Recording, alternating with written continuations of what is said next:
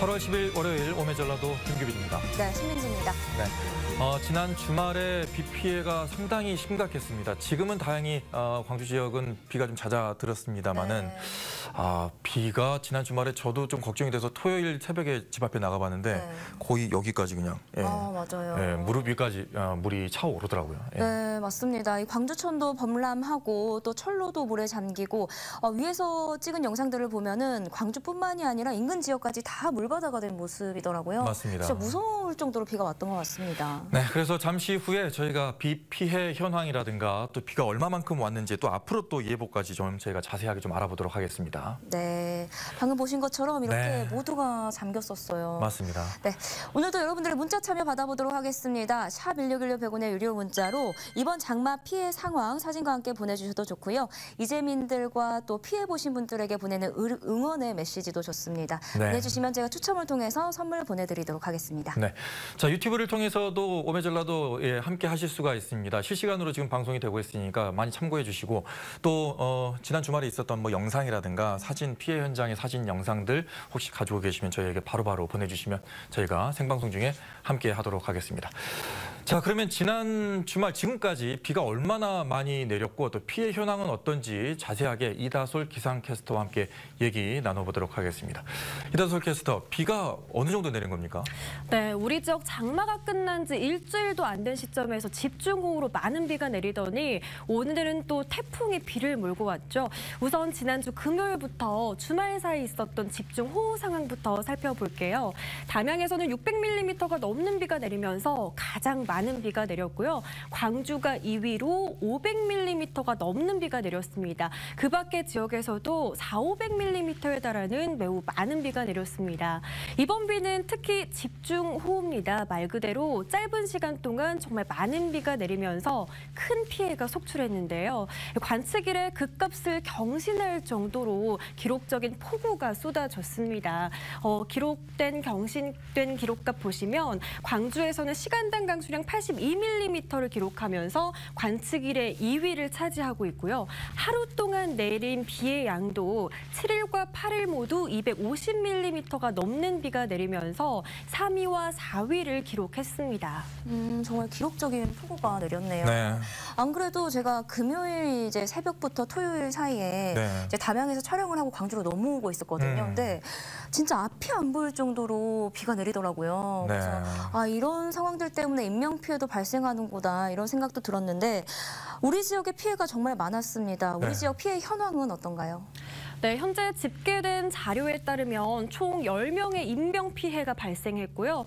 3,000명이 넘는 이재민이 발생했습니다. 또 주택 피해 역시 2,000개 동에 달하는 주택에서 침수 피해가 발생했고요. 농업 분야에서도 7,000헥타르 이상의 곳에서 침수 피해가 발생했습니다.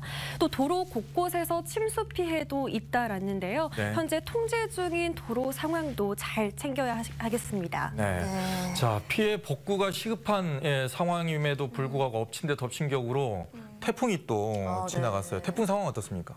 네, 많은 비가 휩쓸고 갔는데 또 오늘은 태풍이 북상하면서 비가 지났습니다. 제5호 태풍 장미는 오늘 오후 2시 50분경 경남 거제로 상륙을 했고요. 상륙한 이후로는 세력이 빠르게 약화하면서 현재는 소멸된 상태입니다. 태풍이 지나면서 우리 지역에 한때는 시간당 10에서 30mm의 강한 비가 내리면서 많은 곳은 100mm 이상의 비가 쏟아지기도 했는데요.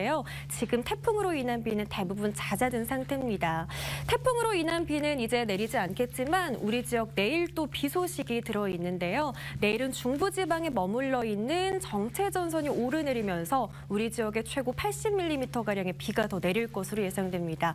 내일 내리는 비의 양은 그렇게 많지는 않지만 이미 많은 양의 비가 지났기 때문에 각별한 주의가 필요하겠습니다. 네, 그럼 내일 이제 비가 내리고 나서 비가 그친 뒤에는 안정세에 접어들었다고도 우리가 볼 수 있을까요? 네, 내일 내리는 비의 양은 그렇게 많지는 않은데요. 이제는 또 더위에 주의를 하셔야겠습니다. 태풍이 북상하면서 현재 태풍주의보와 호우특보는 모두 해제가 된 상태인데요. 비가 잦아들자마자 폭염특보가 발표됐습니다. 이 특보는 전남 구례와 곡성 등 전남 동부 지역을 중심으로 발표된 상태고요. 내일 오전 11시를 기해서 발효되겠습니다. 앞으로는 더위에 대한 대비를 또 하셔야겠습니다. 네. 정말 더위에 비에 네. 걱정이 많을 틈이 없네요. 비가 빨리 그쳐야 이제 복구를 시작을 할 수 있을 텐데 정말 걱정인 것 같습니다. 내일까지는 비 소식이 있다고 하니까요. 대비 잘 하시기 바랍니다. 네. 자, 잠시 후 이다솔 캐스터와 함께 또다시 그 날씨에 대한 또 피해 현황에 대해서 알아보도록 하겠습니다. 네. 이 피해 현황 말씀드리면서 비가 많이 온 곳이 뭐 담양, 뭐 화순, 뭐 광주 지역은 물론이고요. 우리 지역 네. 곳곳입니다. 근데 그 중에서도 섬진강의 이 제방이 무너지면서 구례 쪽에 엄청난 피해가 있었다고 합니다. 지금 복구를 하고 있는 상황이긴 한데 여의치가 않은 것 같아요. 그래서 현장을 직접 연결을 해보도록 하겠습니다. 구례 5일장에 박지선 리포터가 나가 있습니다. 박지선 리포터 현장 상황 전해주세요. 네, 구례 5일장 수해 현장에 나와 있는 박지선입니다. 주말 사이로 광주와 전남을 비롯해 많은 비가 쏟아지면서 전국 곳곳에서 이 침수 피해가 있었는데요. 하지만 지금 제가 찾아온 이곳 구례는 굉장히 상황이 심각한 상황입니다. 자, 한눈에 봐도 아시겠지만 이 구례 5일장 상황 같은 경우는 물에 휩쓸려온 쓰레기부터 완전히 차오른 물 때문에 이 구례 5일장의 이 상가들에 있는 물건까지 흙탕물에 뒤엉키고 굉장히 지금 처참한 모습을 확인하실 수가 있는데요. 자, 지금 현재의 상황, 복구 상황 같은 것들을 좀 여쭙기에 상인 회장님 만나서 이야기 들어보도록 하겠습니다. 안녕하세요. 예, 아이고 감사합니다. 정말 처참하다 소리가 절로 나오는 현장인 것 같습니다. 이게 보니까 물이 어느 정도 차오른 게 아니라 완전 가득 차올랐던 것처럼 어마무시하게 지금 쓰레기들과 물건이 뒤엉켜져 있는 모습을 확인할 수가 있는데 정확히 지금 주말 사이 어떤 상황이 발생이 된 건가요? 예, 그날이 구례 장날입니다. 8일인데 오전 6시부터 나와서 상인들 물건을 피고 있었습니다. 근데 그 앞에 날부터 계속 비가 떨어졌어요. 악수같이 떨어졌는데 물건을 핀 사람들한테도 저희가 아직 피지 말고 조금 좀 기다려 보라고 하고 있는 찰나에 한쪽에서 아니 뚝이 넘은 것 같습니다. 그리고 도로로 들어온 것 같습니다. 해서 제가 그 장소를 갔습니다. 갔더니 아이고 막 계속 넘어온 거예요. 그래서 이래 갖고는 안 되겠다 해서 바로 와서 방송을 했습니다. 지금 물이 엄청나게 우리 시장으로 들어오니까 지금 물건 같은 거 싹 놔두고 몸만 빠져 나가십시오. 해서 다행히 우리 상인들께서 협조해 주셔가지고 저기 밖으로 나와서 인명피해는 하나도 없었습니다. 그나마 정말 다행인 게 인명피해가 없었다는 사실. 하지만 정말 급속히 차오르는 물 때문에 물건은 뭐 정말 신경 쓸 여력도 없이 피하기 급급하셨던 상황이었던 것 같습니다.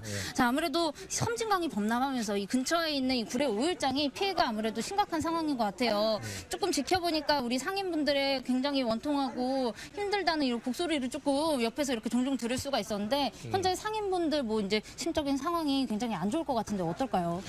예, 지금 시장 상인들이 특히 우리 5일 시장은요 나이 많이 잡순 양반들이 주로 이루고 있습니다. 그런데 너무다가 지쳐가지고서 뭐 어떻게 할 수가 없어요. 한숨만 쉬고 앉았죠. 그러니까 이제 하늘만 쳐다보고 있는 거예요 또. 예, 그러니까 우리 이 방송을 들으시면은 저희 시장을 정말로 좀 도와주시고 사랑해 주시고 다시 감싸 주시고 우리 상인들이 다시 일어날 수 있도록 힘을 좀 실어줬으면 좋겠습니다. 네, 지금 모두가 조금 힘을 모아서 이 피해 현장을 하루빨리 조금 정리하고 일상생활을 되찾을 수 있도록 도움의 손길이 필요한 모습인 것 같습니다. 자, 그런데 하필 정말 비가 다 개고 어서 빨리 복구에 힘을 써도 모자랄 판국에 이 태풍의 영향권에 또 접어들면서 비가 오락가락하고 있는 상황이거든요. 그래서 현재 복구는 어느 정도 이루어지고 있나요? 복구는 이제 가게에 있는 물건은 그 정도 다 나왔는데 이제 집 안에 있는 물건이 문제예요. 집 안에 있는 물건은 각 살림살이고 지금 가게에 있는 것은 곡물 같은 거나 또 여러 가지 막 채소 뭐 정육점 막 고기 같은 거 생선 약초 그런 것이 지금 수없이 주저앉아 버렸습니다. 그 안에 딱 갇혀 있었습니다. 그래서 완전히 지금 다시 재생을 할 수도 없고 완전히 그대로 긁어내서 그대로 다 폐기 처분이 됐습니다.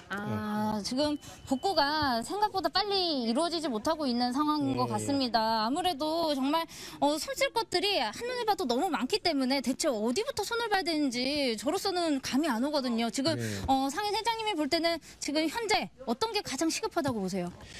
예, 화장실이 제일로 중요하고 다음에 물, 식수입니다. 예, 그래서 그것만 조금 좀 네, 지금 옆에서도 지금 전기 뭐 여러 가지 힘든 상황이 많아서 막 말씀을 보태주고 계시는데 자원봉사자분들이 이렇게 함께 오셔가지고 이 일손을 돕는데 화장실이 없어서 굉장히 힘드신 상황이라고 합니다. 더군다나 또 이제 치우는 데 있어서 꼭 필요한 이 식수나 이제 급수 같은 것들이 전혀 해결되지 않은 터라 굉장히 어려움을 겪고 계신 것 같습니다. 굉장히 바쁘시고 정신없는 와중에 인터뷰 해주셔서 너무 감사드립니다. 아이고 정말 네. 고맙습니다. 네, 어서 빨리 해결이 되기를 바라보도록 하겠습니다. 예, 감사합니다. 네. 감사합니다. 자, 물에 휩쓸려온 쓰레기부터 이제 상가 건물에 진열되어 있던 물건들이 흙탕물로 엉키고 이제 섞이면서 굉장히 지금 이곳은 바닥이 진흙으로 이렇게 뒤덮되어 있고 악취가 굉장히 강하게 나는 상황입니다. 자, 지금 옆에 또 우리 한 상인분이 열심히 또 정리 작업 중이신 것 같은데 사장님 잠시만요. 잠깐 인터뷰 나눠도 될까요? 네, 안녕하세요. 잠시만 앞쪽에서 인터뷰 나누도록 네, 하겠습니다. 아유, 신발부터 머리끝까지 지금 다 젖으셨어요. 예. 굉장히 지금 힘들게 그래도 항상 내가 갖고 왔던 이 삶의 터전을 다시 또 정리하시는 모습을 확인할 수가 있는데 혹시 어떤 가게를 운영하셨고 지금 피해 상황이 어떤가요? 저희는 이제 구례에서 온기 항아리를 장사하고 있습니다. 항아리를. 근데 이제 한 절반 정도가 파손이 됐어요. 물 수위가 우리 키보다 한 3배 이상, 한 30cm 이상 올라갔기 때문에 완전히 항아리들이 헤엄치고 다니면서 한 절반이 파손됐어요. 근데 지금 건물 안쪽을 살펴보니까 물이 차오른 게 제대로 저기 선명하게 자국이 남아 있네요. 대전판 위에 한 50cm 정도 위에까지 찼습니다. 일반 성인 남성을 다 잠가버릴 만큼 물이 차올랐던 상황이기 때문에 굉장히 긴박하고 위급했던 상황이었던 것 같은데 굉장히 지금 상인 회장님이 앞서 말씀을 해주셨지만 지금 이 상황에 굉장히 필요하고 이 시급하다 하는 것들이 있을 것 같아요. 상인분은 어떻게 생각하세요? 아니, 상인님께서 말씀하셨지만은 제일 우선 필요한 것이 이제 전기가 들어야만이 뭔가 활동을 할 수 있고 더 급한 것은 또 급수입니다. 저도 오늘은 그 급수가 안 나와서 빗물을 받아서 보시다시피 청소를 좀 했는데 굉장히 힘들더라고요.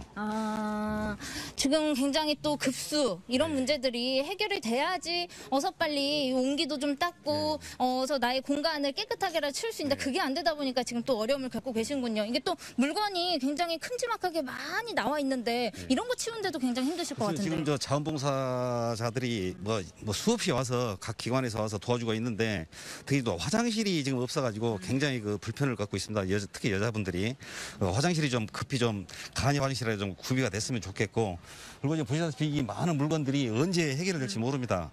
지금 각 그 사회단체에서 여러 가지 그 장비들이 투입이 돼서 이렇게 해결을 해주고 있지만은 너무나 많은 양이 있기 때문에 거의 한 2달 이상은 이렇게 지체가 되지 않을까.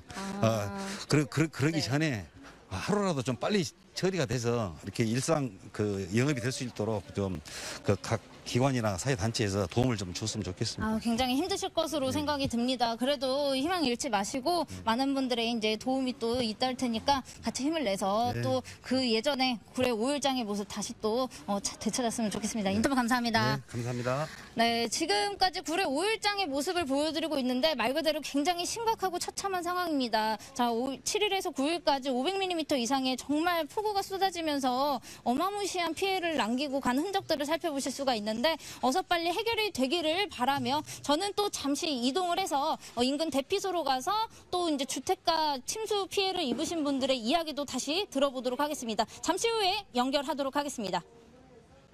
네, 실제로 보니까 상황이 더 심각한 것 같습니다. 재산 피해는 물론이고요. 우리 상인분들 굉장히 놀라셨을 것 같아요. 네. 마음도 많이 허탈하실 것 같은데 마음 잘 추스르시고 하루빨리 복구가 되었으면 하는 바람입니다. 네. 네. 저기에는 뭐 중장비가 들어가야 될 것 같습니다. 네. 자원봉사자도 더 많이 투입이 돼야 될 것 같은데 들으셨듯이 화장실이라든가 네. 특히나 뭐 간이 화장실이라도 빨리 준비가 돼야 될 것 같고 그 전에 전기가 빨리 들어가서 물을 좀 끌어온다든가 네. 어떤 조치가 좀 필요할 것 같습니다. 자, 자원봉사 얘기가 나와서 말씀드립니다. 이런 곳에는 또 자원봉사자들이 또 투입이 되고 있는데 대한적십자사가 또 현장에 투입이 돼 있다고 합니다. 관련된 얘기를 대한적십자사 광주넘치사 이재승 사무처장과 전화 연결로 얘기 나눠보도록 하겠습니다. 여보세요? 네, 안녕하세요. 적십자 이재승입니다. 예. 지금 대한적십자사는 어느 곳에 지금 나가 있습니까? 네, 지난 금요일부터 대한적십자사 광주 전남지사는 그 우리 지역에서 피해가 컸던 곡성, 담양, 구례, 나주, 그리고 광주에서는 북구, 서구, 광산구 쪽에 이렇게 지원 활동을 펼쳤습니다. 네. 현재는 구례에 집중하고 있습니다. 예. 네. 그렇다면 현장에서는 각각 어떤 일들을 하고 계신 건가요? 일반적으로 재난이 나면 적십자사 크게 4가지로 일을 하게 됩니다. 일단 이재민들이 급하게 나오면서 아무것도 가지고 나오지 못하기 때문에 긴급 구호품 세트를 이렇게 급하게 전달해 드리는데 거기에는 이제 모포하고 의류, 생필품들이 들어 있습니다. 그래서 현재까지 851세트를 제공했고요. 그다음에 이재민들이 이제 며칠 동안 집에 못 들어가기 때문에 계시는 곳에 쉘터라든지 그다음에 급식을 지원하게 됩니다. 그래서 하루에 한 500분에서 700분 정도의 식사를 만들어서 제공하는 일들을 하고 있고요.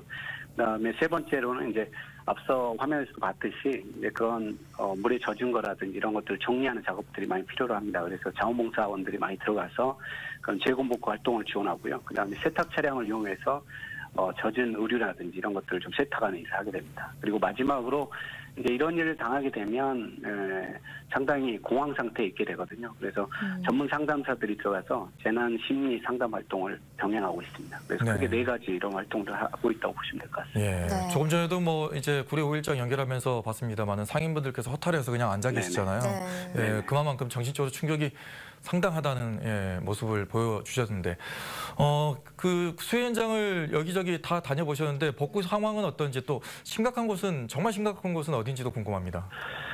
일단 처음에는 곡성을 갔을 때 이제 물에 다 잠겨 있어서 이제 접근도 못하고 이런 상황이었었는데 이제 구례처럼 물이 다 빠지고 나서 갔을 때 느끼면 저 같은 경우 적십자에 있는 동안에 이제 IT라든지 네팔 지진 현장에 가서 오랫동안 일했었었는데 그 봤던 그 현장은 지진 현장보다 더 처참하던 느낌이 들었습니다. 왜냐하면 이런 물건들을 치우고 복구하는데 훨씬 많은 시간들이 걸릴 것 같습니다. 그리고 거기에 계신 이재민들의 마음이 이제 청천벽력일 거고 또 그런 것들을 복구하는데 뭐 이렇게 앞서도 말씀하셨지만 단기간 내에 끝나지 않을 정도로 상당히 좀 심각한 상황인 걸 보입니다. 이럴 때일수록 뭐 모든 시민들이 함께해서 이렇게 좀 했으면 좋겠습니다. 네. 이 피해 지역 주민분들의 상황은 어떤가요?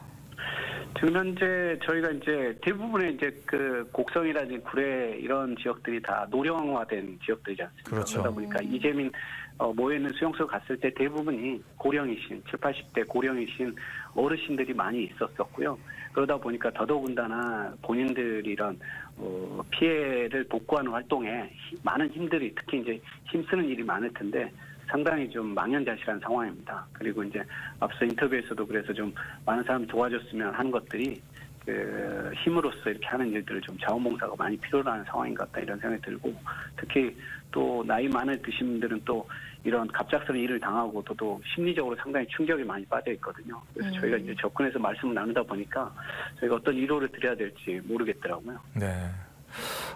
현장에서 더 필요한 거라든가 또 어떤 도움이 절실하다 어떤 게 있을까요? 네네. 일단 그 적십자사 활동하는데 이런 그 모든 필요한 물품이나 자원들은 다 국민들이 내주셨던 적십자 회비하고 후원금으로 1차적으로 지원을 하고 있습니다. 지금 현재도 많은 기업이나 단체들이 또 후원금을 계속 보내주고 있습니다. 그래서 그런 것들이 현재 많은 도움이 되는 것 같은데 문제는 이제 그 우리 공동체에서 서로 이런 상황들을 극복하려면 그 작게는 따뜻한 말 한마디, 그다음 위로의 전화 그런 것들로부터 시작해서 실제 시간이 되거나 여유가 되신 분들은 뭐 올 여름휴가 안 가셨다면 피해 현장으로 내가 자원봉사 휴가를 한번 가셔도 좋을 것 같습니다. 왜냐하면 저 치우는 데 있어서는 끝없는 사람들이 필요로 하거든요. 그래서 네. 그런 마음들이 모인다면 언젠가는 또 다음 주면 뭐 하늘이 맑은 하늘을 드러내겠지만 그 이재민들의 마음속에도 맑은 하늘이 언젠가는 돌아오지 않을까 싶습니다. 네. 시민 네. 여러분께서 좀 더 관심을 가지고 참여해 주시면 감사하겠습니다. 네, 꼭 그랬으면 하는 바람입니다. 정말 말씀하신 것처럼 이번 수해가 집중된 곳이 이렇게 고령층이 많이 사는 곳이다 보니까 도움의 손길이 절실해 보이는 것 같습니다. 적십자사뿐만이 아니고 많은 자원봉사자의 도움 기다리고 있으니까요. 많은 관심 부탁드리겠습니다. 네, 오늘 전화 연결 고맙습니다. 네, 감사합니다.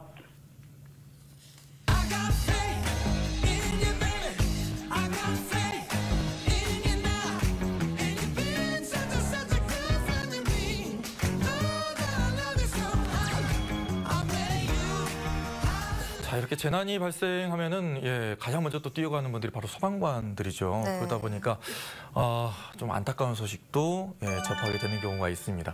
자, 그분들 중에서 대전에 정말 자랑하고 싶은 소방관이 있다고 해서 저희가 화면으로 만나보도록 하겠습니다. 어떤 사고 현장이든 주저하지 않습니다. 1분 1초 지체할 겨를이 없는데요. 재난재해 현장에 가장 먼저 도착해 시민의 생명을 구하는 소방관. 슈퍼맨도 슈퍼히어로도 아니지만 시민의 안전을 위해서라면 오늘도 달려갑니다. 소방안전, 이 손 안에 있어이다. 뜨거운 열정 속으로 들어가 봅니다.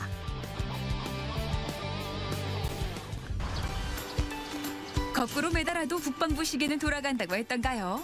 그보다 시간이 더 빨리 흐르는 곳이 있었으니 바로 소방서입니다. 24시간 비상태세인 이곳에 얼마 전 기분 좋은 소식이 있었다고 하는데요. 바로 3대 세이버 인증, 막내 소방관 윤서진 씨가 있습니다.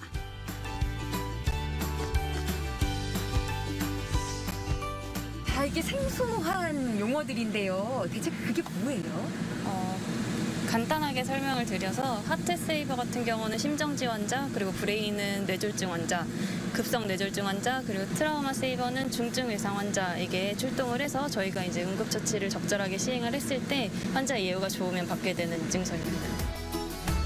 심정지나 급성 뇌졸중, 중증 외상 환자의 경우에는 1분 1초 골든타임이 가장 중요한데요. 환자의 심각성을 한눈에 살피고 재빠르게 대처했다는 걸 인증하는 거죠. 이 모든 걸 다 받는 게 쉽지 않을 것 같은데요. 그렇죠. 쉽지는 않았는데 그래도 저는 제 할 일을 한 건데 이렇게 잘했다고 상장까지 주셔서 저는 더욱더 영광이었던 것 같아요. 예상치 못했던 코로나 시대로 챙겨야 할 건 더 많아지고 구조에도 두려움이 따릅니다. 하지만 응급구조에 있어 한치의 망설임을 느낄 새가 없는데요. 윤서진 소방사, 이제 소방관이 된 지 갓 7개월 된 새내기입니다. 응급구조학과를 나와 병원에서 응급구조사로 근무를 했던 윤 소방관. 재난 현장에서 응급 환자의 상태를 파악하고 처치를 수행하는 구조대의 능동적인 모습에 끌렸다고 하는데요. 제가 병원에서 일할 때 그 주황색 제복 입고 들어오는 구급대원을 보면서 저도 그 현장에 같이 있고 싶다라는 생각을 했었고요. 어떻게 보면 남들보다는 늦은 나이지만 도전해서 여기까지 오게 됐습니다. 꿈이 현실이 된 거네요. 강단 있고 똑부러진 성격에 선배들 칭찬도 이어집니다. 코로나19가 현재 만연돼 있는데 항상 씩씩하게 출동하고 그리고 항상 미소를 잃지 않는 스마일 대원이죠. 어머님이 됐든 할아버지가 됐든 아버지가 됐든 가족처럼 되게 꼼꼼하게 챙기려고 하는 모습을 많이 볼 수 있거든요. 그런 면에서 아마 노력하다 보니까 지금 여기까지 오지 않았나. 이제는 상비약 같은 매뉴얼. 생활 속에 꼭 기억해야 되는 심폐소생술인데요. 응급구조는 타이밍입니다. 최근에 출동 나갔던 경우는 50대 남성분이셨고 화장실에서 쓰러졌다고 보호자가 신고를 한 상황이었고 저희가 도착했을 때는 보호자분이 가슴 압박을 하고 계셨고요. 네. 일단 저희가 한 20분 정도 현장에서 처치를 하고 심장이 돌아온 걸 확인하고 이제 이송을 한 경우가 있었어요. 자, 그럼 심폐소생술 자세히 한번 배워보겠습니다. 먼저 의식 확인이 중요한데요. 괜찮으세요? 환자분 눈 떠보세요. 다음은 가슴에서 배까지 5초에서 10초 정도 호흡이 있는지를 살펴보고 호흡이 없는 경우에 심폐소생술을 실시합니다. 넥타이뼈로 불리는 복장뼈와 명치 중간 그리고 가슴과 가슴 사이를 손바닥 아랫부분을 사용해서 눌러주는데요. 이때 팔과 가슴은 직각을 유지하고 30회 시행합니다. 5cm 깊이로 깊게 누른다고 생각하고 압박해야 됩니다. 가슴 압박 30회를 하고 나서 인공호흡 2회를 해서 이렇게 30대 1로 하는 게 맞고요. 만약에 인공호흡이 어렵다 싶으면 가슴 압박만 하셔도 됩니다. 병원에서도 그랬고 소방관이 된 이후도 그렇고 누구에게도 부끄럽지 않은 응급 구조사가 되고 싶다는 윤서진 소방사.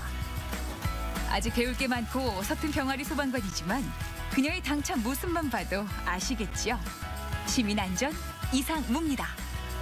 현장에 나갈 때마다 아직도 많이 부족하다는 걸 느껴서 좀 더 열심히 해서 더 많은 생명을 살릴 수 있는 구급대원이 되도록 노력해야겠습니다. 자, 다음으로 만나볼 필승. 화재 현장에 남아있을지 모를 숨은 1%를 찾아라. 올해로 소방관 14년 차 용감한 그녀 이은우 소방장입니다. 경찰의 과학수사대가 있듯이 저희 소방에는 화재 조사관이 있어서 저희 화재 원인을 밝혀내는 데 중점적인 업무를 하고 있습니다. 화재 원인을 밝히고 피해 규모를 조사하는 게 바로 화재 조사관인데요. 화재 신고가 들어왔을 때부터 진압한 이후까지 현장에 사는 분들이죠.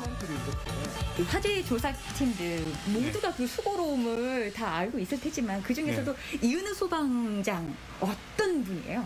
업무를 하면서 세밀하고 세심하게 그런 부분까지 잘 포착을 해내기 때문에 미국 화재 폭발 자격증도 가지고 있고 이번에도 얼마 전에 그 위험물 산업기사도 취득을 해가지고 꾸준히 자기 개발을 하는 그런 직원이라고 생각하고 있습니다.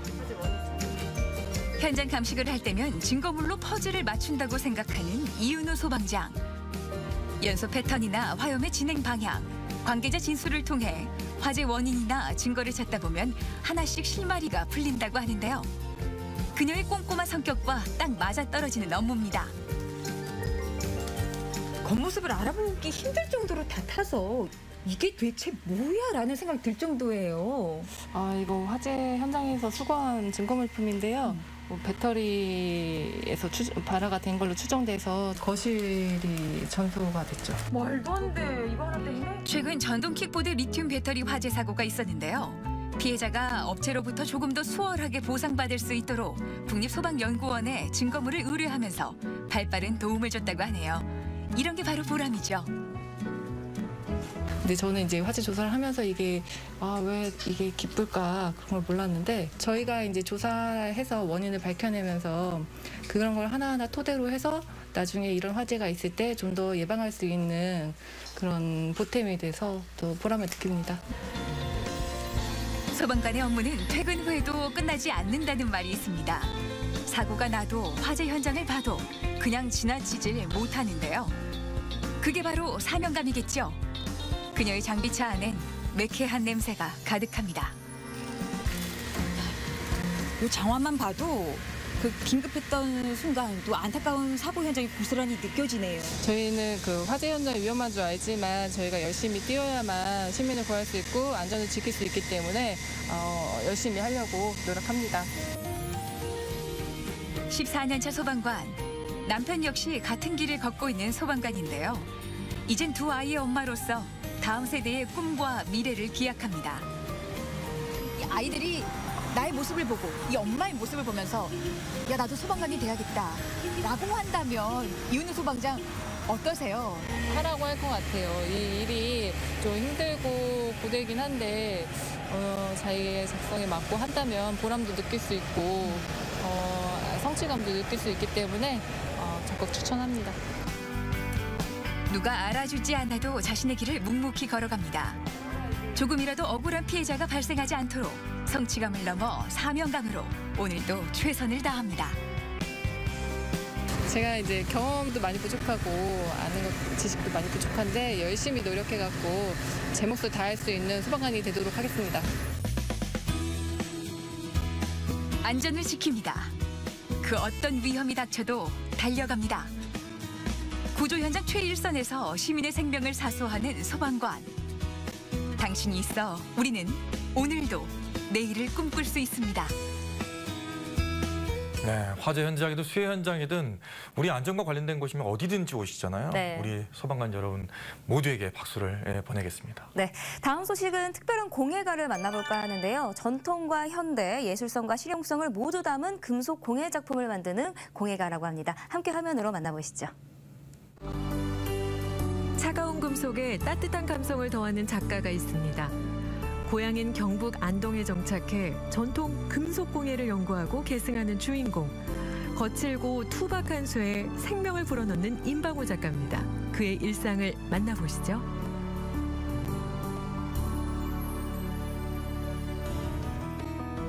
경북 안동시 임하면. 시가지에서 약 30분을 달리면 한 고택에 닿습니다. 임방호 작가의 보금자리이자 작은 시골 공방입니다.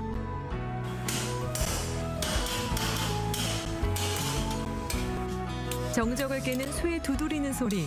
경력 37년의 중진 작가인 그는 금속 폐물 전통 기술 전승자입니다.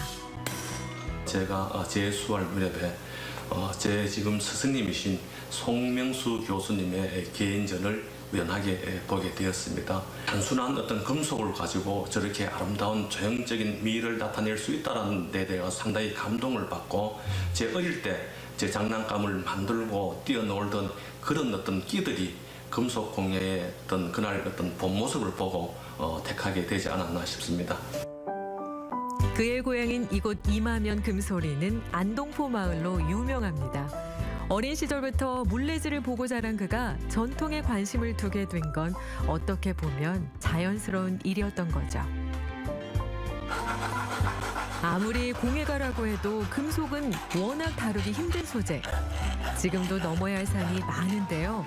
그럼에도 금속의 매력에 빠질 수밖에 없었다는 임방호 작가입니다. 예, 우리 금속 공예라 하면 주 재료가 가장 단단하고 한번 셉니다. 이 쇠를 저희들이 열을 가해서 제 마음대로 구부리고 자르고 그렇게 해서 제가 조형적인 작품을 만들고 제 내면의 철학을 거기에 담을 수 있는 그런 매력이 있다고 생각합니다. 임방호 작가는 단순히 전통 금속 공예를 전승하는 데서 그치지 않고 현대적이고 실용적인 작품으로 주목받아 왔는데요. 그 결과 최근 한 언론사에서 주최한 2020 올해의 신한국인 대상을 수상했습니다. 신한국인 어떤 대상은 우리나라의 어떤 정치, 경제, 사회, 문화 각 분야별로 어떤 공헌도에 따라 가지고 상이 주어집니다. 상이라 하는 것이 어떤 즐겁기도 하고 행복합니다만은 제 양어기에는 또 다른 짐이 지어지는 것 같습니다. 앞으로 제가 살아가면서 제 재능을 필요로 하신 분이 있으면은 제가 열심히 전통 공예에 있어가지고 도와드리겠고 또 주위에 불우한 이웃이 있으면은 봉사하는 마음으로 살아가도록 하겠습니다. 사람들이 금속 공예를 좀 더 친근하게 느낄 수 있도록 공예 체험관을 운영하는 한편 전통기능 전승자들과 함께 꾸준히 전시회를 열어온 임방호 작가.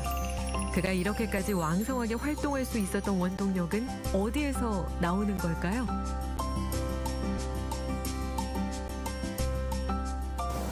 제가 우리 금소마을 제 고향에 들어온 지가 이제 3년이 됐습니다. 다들 아시겠지만은 시골이랑 하는 동네가 전부 다 어른들 위주다 보니까 대화 상대라든지 또 고민이 있을 때 털어놓을 상대가 거의 없습니다. 그러다 보니까 저도 늘 내 곁에 제 집사람이 있다 보니까 어려울 때라든지 고민스러울 때 집사람과 대화를 하고 또 제 집사람이 저하고 같은 전공자이다 보니까 작품에 있어가지고 의논도 하고 논의도 하고 그런 어떤 상대자가 되고 있습니다. 임방호 작가에겐 단짝 같은 존재. 마찬가지로 금속 공예가로 활동하는 박찬희 작가는 그의 든든한 응원군이자 1호 제자인데요. 저는 지금까지도 살면서 다시 결혼해도 이런 사람을 만날 수 있을까라는 생각을 했어요. 작업을 하는 과정을 보면 정말 치열하게 치밀하게 작업을 하는데요. 그런 성향이 평소에 가족들을 또 세심하게 살피는 어떤 그런 원동력인 것 같더라고요. 같이 이런 좋은 감성을 나누고 또 별것 아니지만 작은 것도 보면 서로 같이 감동하고 이런 사이로 사는 게 너무 좋아요. 서로에게 가족에게 의지가 돼주는 공예가 부부. 묵묵히 작업을 이어가던 중 아내인 박찬희 작가가 반가운 한마디를 던집니다. 좀 안 출출해? 참 좀 해줄까? 뭘 해줘요? 참 좀 해줄까? 비도 오는데. 임방호 작가의 마음을 귀신같이 알아맞히는 아내 박찬희 작가. 덕분에 뚝딱 구워낸 부추전으로 잠깐의 휴식을 만끽합니다. 공예가 부부의 별스러울 것 없어 보이는 소소한 일상 자체가 부부에겐 행복입니다. 이 작품은 제가 한 꽂입니다. 한 꽂인데 제가 이 작품의 모티브는 제가 초등학교 1학년 때 할아버지 돌아가셨는데 할아버지가 저를 상당히 이뻐하고 귀여워하셨어요. 할아버지 기억이 머릿속에 있다 보니까 할아버지가 사용하시던 갓을 가지고 이렇게 향꽂이를 만들어 봤습니다. 4층 합인데 요거는 합이라고 하는 것은 귀한 물건을 보관하거나 누구한테 어떤 선물을 줄 때 여기다가 담아 가지고 전달할 수 있는, 그리고 얘가 전체적인 것은 제가 우리 가구에 들어가는 장석을 이렇게 포인트를 잡아가지고 합을 만들어 봤습니다. 우리 안동 지방에도 문을 찾아보니까 한 7, 8가지의 반다지가 있습니다. 우리 지역에는 선비들이 책을 보관하는 반다지로서 우리 선비들께서는 화량보다는 소박하고 좀 단조로운 어떤 반다지를 많이 사용했던 그런 근거가 있습니다. 요즘 그는 후학 양성에도 힘쓰고 있습니다.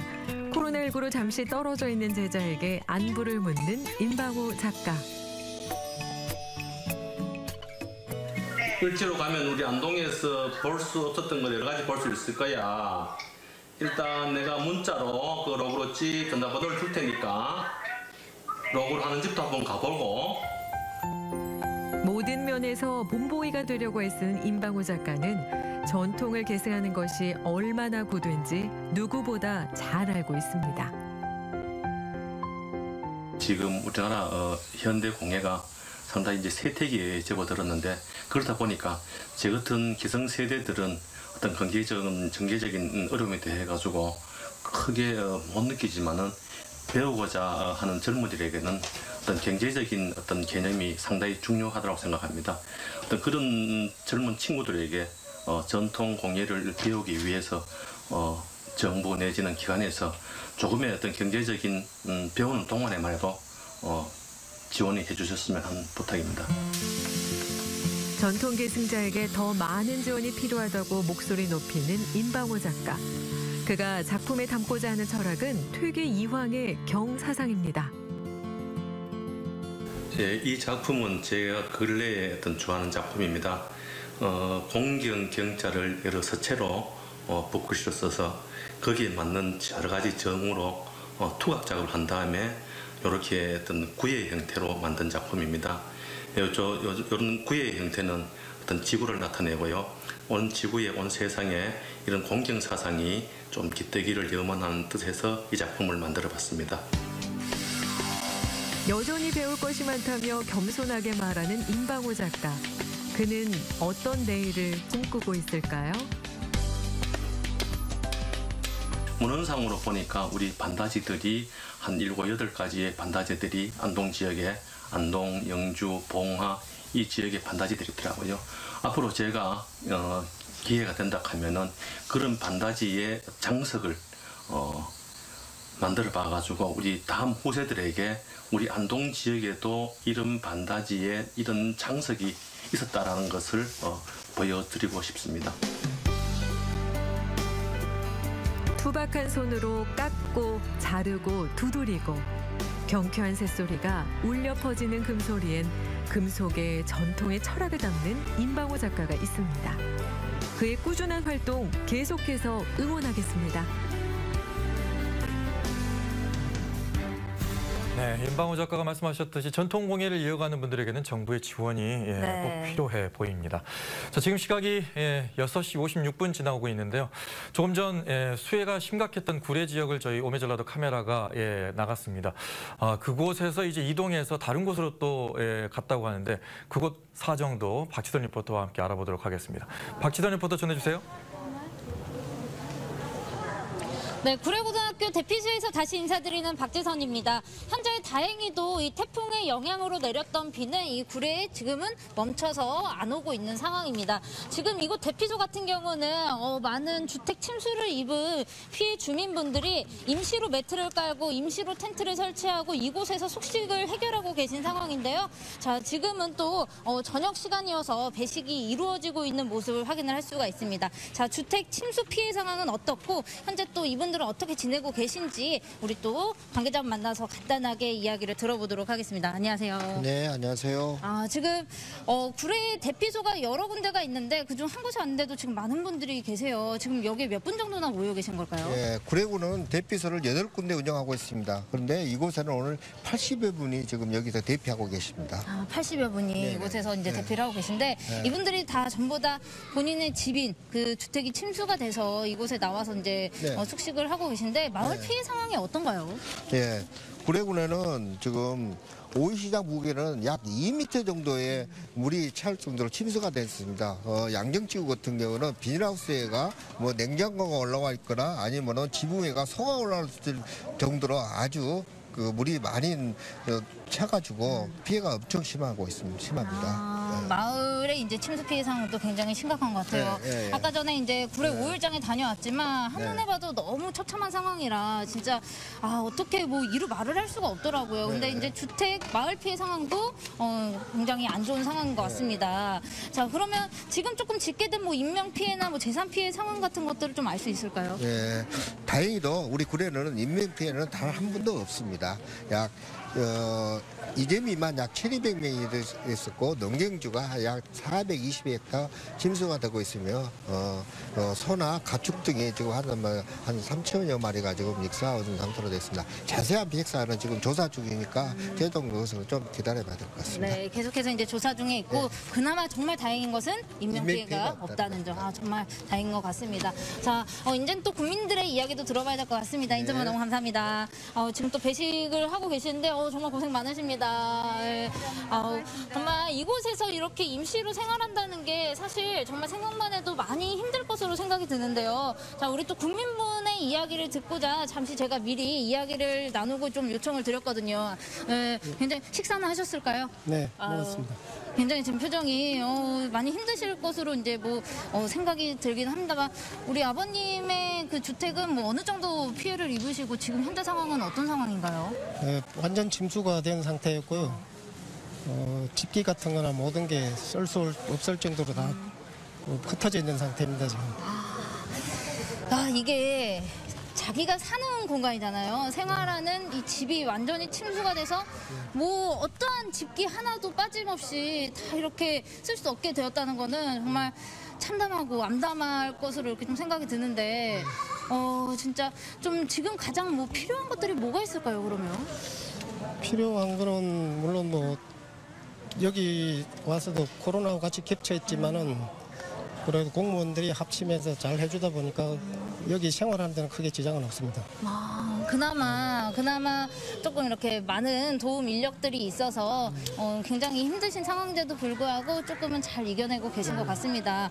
지금 또 우리 아버님뿐만 아니라 다른 이재민 분들 같은 경우는 굉장히 지금 또 딱딱하고 연로하신 분들 같은 경우는 이제 파스도 찾고 약도 찾고 많이들 힘들어 하시더라고요. 생활하시는데 그래도 조금 불편하실 텐데 많이 힘드실 것 같은데 그런 점은 좀 괜찮으세요? 네, 괜찮습니다. 또 다른 분들도 다 괜찮은 상황일까요? 네. 그나마 조금은 많은 분들이 조금 이 어려운 상황이지만 긍정적으로 이제 현대 생활 잘 적응해 나가면서 어서 빨리 이제 어려움 위기에 처한 이제 주택 같은 것도 이제 정리하는 데 이제 오히려 더 집중을 하신 모습인 것 같습니다. 참으로 다행인 것 같습니다. 조속히 어서 빨리 또 이제 주택 침수 피해도 해결이 되고 어서 빨리 돌아가셔야겠다는 생각이 드는데 언제쯤 집으로 돌아가실 수 있을 거라고 생각이 드세요?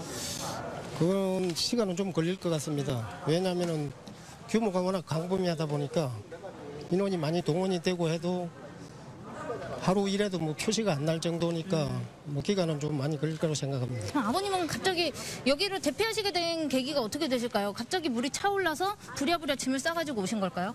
8월 8일 날 아침 6시경이죠. 갑자기 출입문에서 물이 들어와서 강아지가 막 짖고 해서 나가보니까 이미 무릎 위에 물이 찼었어요. 그래서 일단은 뭐 강아지부터 구조하고 강아지 3마리 키웠거든요. 네. 강아지만 구조하고 옷 반바지하고 반팔 입은 채 그냥 나왔습니다. 집사람하고. 갑자기 차오르는 물 때문에 키우는 강아지들과 함께 이제 대피를 하신 네네. 상황이군요. 힘드신 상황인데 조금이라도 잘 적응하시고 어서 빨리 조금 복구가 되기를 바라는 마음으로 인터뷰 너무 감사드립니다. 네. 자, 이 전남도에서는 특별재난 지역으로 이렇게 좀 선포되기를 건의한 상태라고 합니다. 어서 빨리 이 현 상황이 정리가 될 수 있도록 많은 분들이 관심을 가져주시고 지켜봐 주시고 도움의 손길 주시면 굉장히 좋을 것 같습니다. 지금까지 구례고등학교 대피소에서 박지선이었습니다. 네, 이 수재민들이 하루빨리 댁으로 돌아가실 수 있게 정부나 지자체는 이럴 땐 시간과의 싸움입니다. 네. 신속한 지원이 좀 이루어져야 될 것 같습니다. 이후에 또 복구가 잘 되려면 이제 날씨가 중요한데요. 태풍은 또 어떻게 됐는지 또 날씨 상황을 좀 자세하게 알아보도록 하겠습니다. 이다솔 기상캐스터 전해주세요. 네, 우리 지역 집중호우로 많은 비가 쏟아지자마자 태풍이 지나면서 또 비가 지났죠. 제5호 태풍 장미는 오늘 오후 2시 50분경에 거제로 상륙했습니다. 상륙한 이후로는 세력이 급격히 약화하면서 오후 5시경에는 소멸됐습니다. 앞으로 이 태풍으로 인한 비는 내리지 않겠는데요. 서해상에서 발달한 비구름대의 영향으로 내일도 우리 지역 비가 내리겠습니다. 예상되는 강수량은 광주 전남의 30에서 80mm고요. 서해안 지역에서는 100mm에 달하는 비교적 더 많은 비가 내릴 가능성이 있습니다. 이렇게 비 소식이 있는 가운데 폭염특보도 내려졌습니다. 현재 전남 곡성과 구례 등 전남 동부 지역을 중심으로 특보가 발표됐는데요. 특보는 내일 오전 11시를 기해서 발효되겠습니다. 기온 자체도 높겠지만 무엇보다 습도가 높아서 체감온도가 33도를 웃돌면서 매우 덥겠습니다. 더위에 대한 대비도 잘하셔야겠습니다. 날씨 정보였습니다. 네, 이 비가 그치고 나면 또 내일 곳곳에 폭염특보가 발효된다고 하니까요. 네. 비가 내린 후에 이 폭염은 굉장히 힘들거든요. 그럼요. 여러분들 식중독과 같은 이런 질병 유의하시면서 건강관리 잘 챙기셔야 할 것 같습니다. 네, 다음은 여러분의 문자 소개해드리겠습니다. 여러분이 보내주신 문자 한 분 한 분 소개해드리죠. 첫 번째 문자입니다. 3810번. 불해가 시댁이라 부랴부랴 내려가서 청소하고 물 빼는데 장판과 벽지 다 걷어낼 생각하니까 막막해요. 부모님 마음이 어쩌실지 너무 마음이 아픕니다 하시면서 주셨습니다. 그렇죠. 지금 이게 말라야 되고 또 뭐 그렇죠. 다시 또 새로 또 해야 되기 때문에 시간이 걸릴 수밖에 없을 것 같습니다. 네, 안타깝네요. 네, 이모가 담양에서 복숭아 농장을 하시는데 연락드렸더니 다 버렸어 하시는데 얼마나 마음이 아프던지요. 도시락 싸서 가려고 준비 중인데 무슨 위로가 될까요? 2225번 보내주셨습니다. 그러니까요. 농사하시는 분들도 네. 피해가 만만치 않죠. 복숭아는 또 지금 수확 시즌인데 지금 피해가 이만저만이 아닐 것 같습니다. 자, 다음 문자. 0314번. 몸은 여기 있지만 마음은 수해 복구자분들 곁에 또 앞으로 햇볕이 쨍쨍해서 젖었던 물건들이 모두 마르길 희망합니다. 힘내세요 하시면서 주셨습니다. 자, 복구가 하루빨리 또 신속하게 될 수 있도록 자원봉사자 여러분들도 많이 좀 도와주시고요. 정부나 지자체에서 빨리 신속하게 좀 지원을 해주셨으면 하는 바람입니다. 네, 오늘 문자 당첨되신 분들 소개해드리겠습니다. 이 세 분께는 저희가 준비한 선물 보내드리도록 하겠습니다. 자, 지금 코로나19 환자도 또 2명 추가됐거든요. 네. 정말 총체적인 난국입니다. 코로나19에다가 또 수해에 또 폭염까지 있다고 하니까 얼마나 힘이 드시겠습니까? 이럴 때일수록 우리의 따뜻한 마음 또 말 한마디가 중요할 것 같고요.